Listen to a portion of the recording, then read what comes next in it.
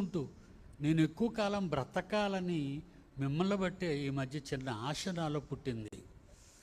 అందరూ అంటుంటారు, డాడీ మీరు ఎక్కువ కాలం బ్రతకాలి డాడీ. కానీ అది ఒకప్పుడు నేను పెద్ద పట్టించుకోలేదు, ఎందుకంటే నా తండ్రి పిలుపుకు నేను లోబడి వెళ్ళిపోవాలి కదా నాయన అని. కానీ మిమ్మల్ని చూస్తుంటే, పెరుగుతున్న నా పిల్లల సంఖ్య చూస్తుంటే నేను ఉండాలి. నా పిల్లల గర్భాన పుట్టినవారు ఇంకా వాళ్ళ తల్లిదండ్రులు సరిగ్గా చెప్పకపోవడం వల్ల పిల్లలు కూడా వాక్యం తెలియని వారుగానే ఉన్నారు, నా పిల్లల తాలూకా పిల్లలు. కనుక వాళ్ళని బట్టి నాకు భయం వేసింది.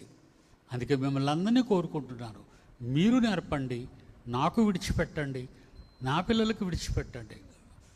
డిప్యూటీ డైరెక్టర్గా ఉన్నారు, అదనపు డిప్యూటీ డైరెక్టర్లుగా ఉన్నారు, జాయింట్ డైరెక్టర్గా ఉన్నారు, తండ్రిగా నేనున్నాను.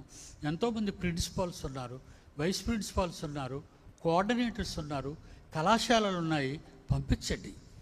వాళ్ళకి పాఠం అర్థమవుతుందో లేదో ఆలోచించకండి, వాళ్ళ ముందు కూర్చోబెట్టండి. అక్కడ దేవుని మాటలు వినగలిగిన ఓపిక, ఓర్పు వాళ్ళకి రావాలి అంటే చిన్నతనం నుంచే వాళ్ళని ప్రభు క్లాసులకి పంపించాలి. ఓకేనైనా? God bless you.